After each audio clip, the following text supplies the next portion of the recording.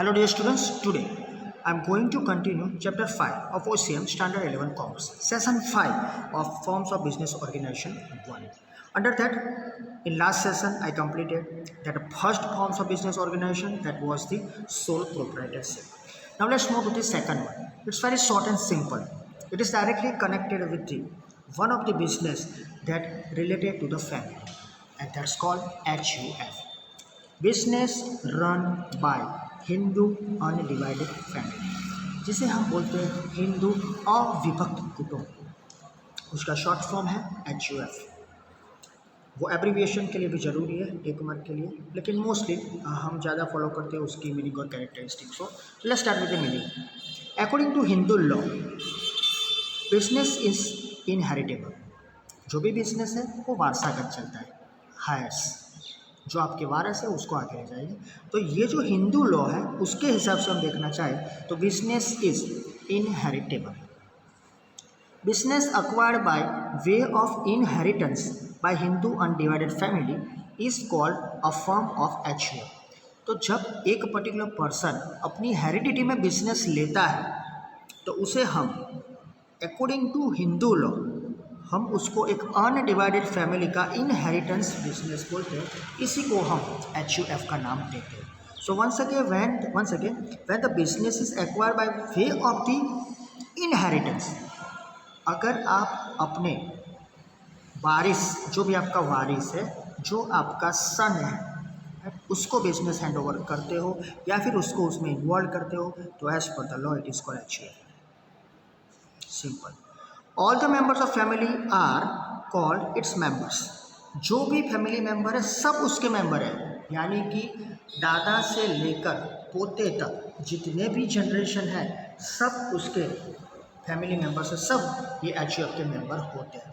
यहाँ पर ओनर ऐसा कुछ है नहीं, हम उसे कोई एक दूसरा ही नाम दे दें, वो आता है आगे। लेकिन याद रखो कि ऑल जो फैमिली मेंबर्स है वो इसके मोस्टली मेंबर बनते हैं। Administration of such firm is in the hand of the head of the family. ये बहुत ही इंपॉर्टेंट चीज़ है। जब हम बिजनेस स्टार्ट करते हैं सोल प्रोप्राइटरशिप में हमने देखा कि the person who is started और establish the business is the owner, manager, administrator, सब कुछ वही है। लेकिन यहाँ पर सब फैमिली मेम्बर्स हैं और वो फैमिली मेम्बर में जो भी हेड ऑफ द फैमिली है, समझ लो कि ग्रैंड फादर, तो वो सीनियर मोस्ट, तो वो जो है हेड ऑफ द फैमिली है वही उसका एडमिनिस्ट्रेशन करेंगे, बाकी के उनके ऑर्डर को फॉलो करेंगे। ये भी एक इम्पोर्टेंट चीज़ है यहाँ HUF। तो HUF अलग सा एक पर्टिकुलर सोल प्रोप्राइटरशिप से अलग सा एक फॉर्म ऑफ बिजनेस है, लेकिन बिजनेस तो वैसे ही चलता है जैसे रेगुलर बिजनेस चलता है, लेकिन administration in the hand of the head of the family, और वही कहलाता है ही इज कॉल्ड कर्ता। तो यहाँ पर ओनर कुछ नाम नहीं है, यहाँ पर ऐसा भी नहीं कि only one person is handling all the activities, हर एक को अपनी एक्टिविटी दे गई है वो उसके हिसाब से काम करेगा। लेकिन जो सीनियर मोस्ट है, जो हेड ऑफ द फैमिली है, वो एडमिनिस्ट्रेटिव काम करता है, वो एडमिनिस्ट्रेशन करेंगे, उसको हम बोलते हैं कर्ता। And if the senior most in age person does not wish to run the business then the administration is pass on to the next eldest person. अगर ग्रैंडफादर को ऐसा लगता है कि because of age, because of the some of the problems I am not able to take the decision और I am not able to run the business, then directly that senior most यानी कि administration जो करता है, head of the family जो करता है, वो अपना जो भी बिजनेस का एडमिनिस्ट्रेशन है वो पास ऑन कर देंगे नेक्स्ट एल्डेस्ट पर्सन को, जो उनके पीछे आएगा, उनके बाद में आएगा। तो उनके बाद में कौन आएगा? तो अगर उनके भाई होंगे ग्रैंडफादर के, वो अगर फैमिली जॉइंट है, तो अगर उनके ग्रैंडफादर के भाई नहीं है तो सीनियर मोस्ट कौन आएगा? उनके 2 बच्चे हैं तो बड़ा बेटा। फिर ये हेरिडिटी में है तो इनहेरिटेंस बिजनेस, तो फिर चला आगे चलेगा, लेकिन सीनियर मोस्ट को मिल जाएगा सब कुछ, एडमिनिस्ट्रेशन जो एल्डेस्ट है। अच्छा, existence of such firms is popular in India and Nepal. ये 1 मार्क क्वेश्चन है, ये भी 1 मार्क क्वेश्चन है, किस उसको क्या नाम दिया जाता है, और अनदर 1 मार्क के बिजनेस कैसे चलता है इनहेरिटेंस में। तो अभी भी इन इंडिया एंड नेपाल चलता है। The reason is simple, right, because according to Hindu law अब यही 2 कंट्री है जिसमें हिंदू लॉ चलता है। नेपाल में भी अब तो अलग अलग फॉर्म्स आ गए, लेकिन अभी ये HUF दोनों कंट्री में चलता है। So, dear students, this is the meaning of the HUF, very simple, Hindu undivided family. Now let's move to the characteristics. First one, existence by law. तो सोल प्रोप्राइटरशिप में भी वी कैन से के does not follow the law है ही नहीं तो वो follow कैसे करेगा, लेकिन लॉफुल बिजनेस होना चाहिए। यहाँ पर the firm of Hindu undivided family come into existence by law, here you have to start the business by law. जैसा लॉ में लिखा गया है हिंदू लॉ में, उसे हमें फॉलो करना है। यानी कि अगर कर्ता नहीं है तो फिर वो डायरेक्टली कर्ता की एब्सेंस में किसी को भी मेंबर नहीं बना सकता। अच्छा, जो बिजनेस में जो लोग हैं वो घर के ही है, फैमिली मेंबर है, बाहर का भी कोई नहीं होगा। ओके, सो अगर आपको किसी को लेना है तो वो आएगा as an employ, right, assistant, बाकी बाहर का कोई मेंबर यहाँ अलाउ नहीं।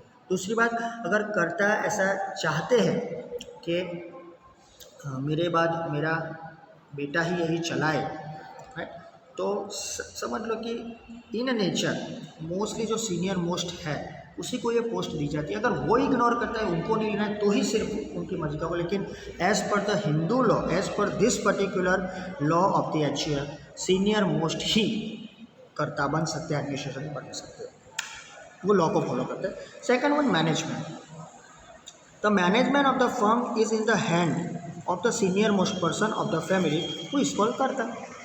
तो ये सब हैंडल कौन करेगा, उसको मैनेज क्या करेगा। चलो सोल प्रोप्राइटरशिप थी, हमको मालूम था कि बंदा है सब कुछ करता है, लेकिन यहाँ पर कई लोग हैं तो यहाँ पर वो डिक्लेयर करना पड़ता है कि he is the senior most person, he is the grand father. चलो ये हम रजिस्टर करवाते हैं, उससे मालूम पड़ेगा he is the senior most person, तो वही एडमिनिस्ट्रेशन मैनेजमेंट करेंगे।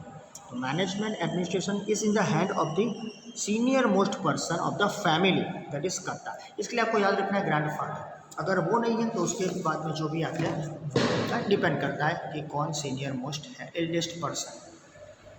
Third one, independent field of operation, स्वतंत्र से काम कर सकते हैं, जो भी करना है वो। कैसे? Management, the business management is done bye कर्ता independently.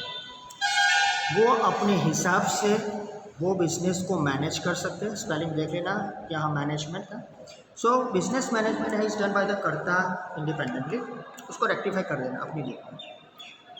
Other members have no right to take part और interrupt in the business but they can help. यहाँ पर ऐसा है कि सोल प्रोप्राइटर जैसा ही थोड़ा बहुत है, लेकिन here related to some decision making he is the only one person, senior most कर्ता। There is no need to ask others, right. वो उसके फैमिली मेंबर जो है वो उसको इंटरप्ट भी नहीं करेंगे, राइट, वो एक्टिव काम भी नहीं करेंगे शायद, सब उसके सिर पर है जो करता है, यानी कि the person who is the senior most, grand father in our language. Okay, so वो इंटरप्शन नहीं लाएंगे, लेकिन दे कैन हेल्प, तो अदर मेंबर्स है वो हेल्प कर सकते हैं। Other members cannot object against the suitability of decisions taken by Karta. Whatever the decisions taken by the Karta, they can't give directly oppose, or they are not opposing that one. और mostly family member को कौन oppose करता है मालूम है आपको। लेकिन जो members है वो object या objection नहीं कर सकते डिसीजन जो कर्ता ने लिया है वैसा, related to some of the related business हो के मेरी purchase, sale, okay, raw material supply, raw material receiver, whatever.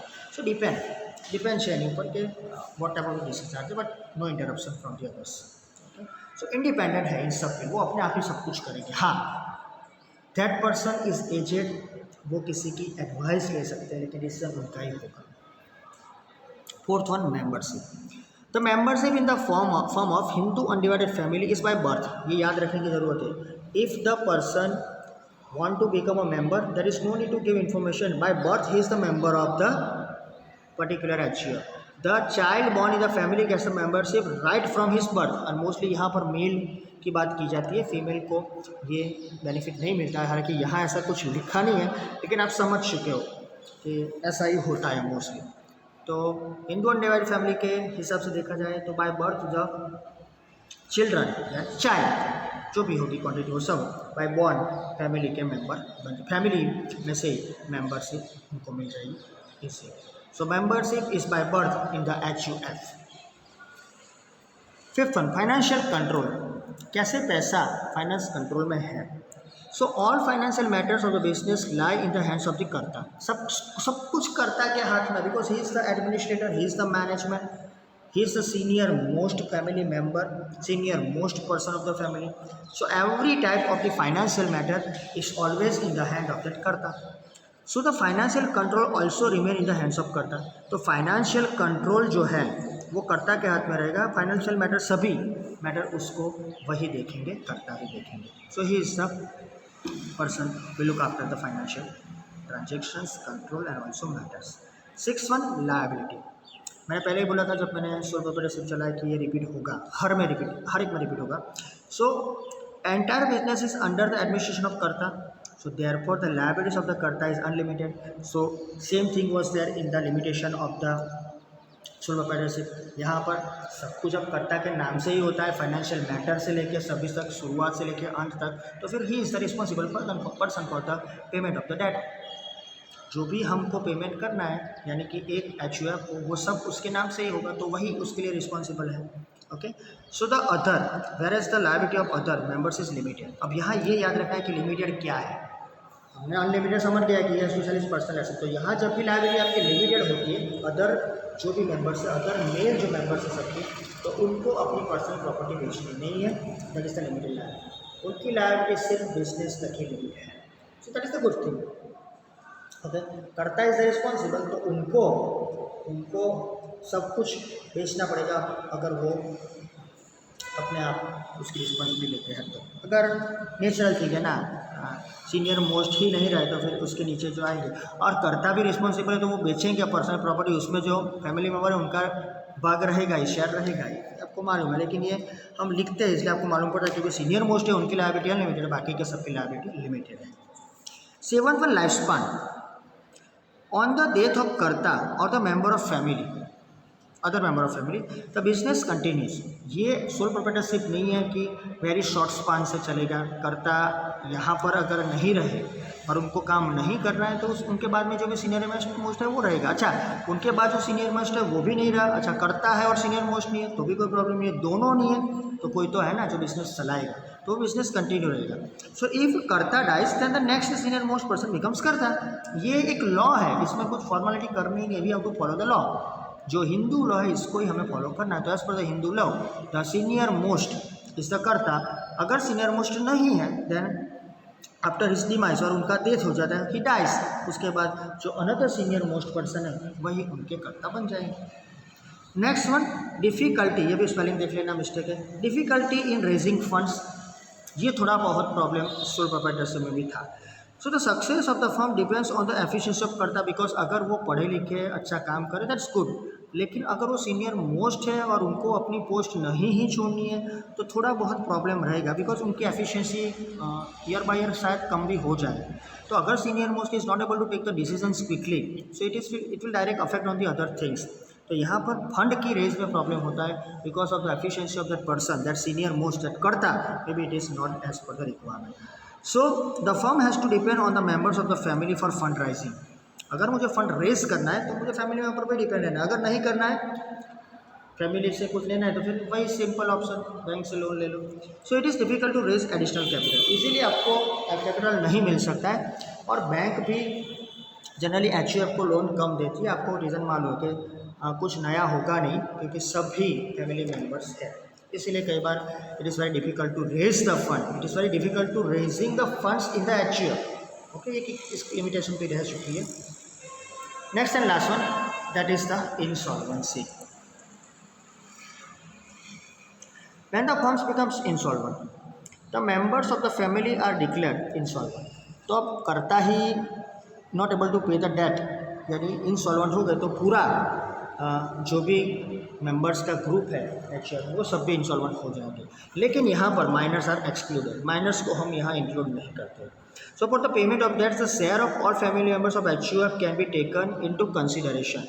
The liability of karta is unlimited. अभी मैं स्पीड में पढ़ गया, लेकिन आपको यही तो मालूम है कि अनलिमिटेड लायबिलिटी में the person who has the particular type of the liability has to sell his personal asset. लेकिन ये जो पर्सनल एसेट है सिर्फ कर्ता ही सेल करेगा। अब कीप इन माइंड, जब मैं पर्सनल एसेट बोलता हूँ दैट इज पर्सनल प्रॉपर्टीज।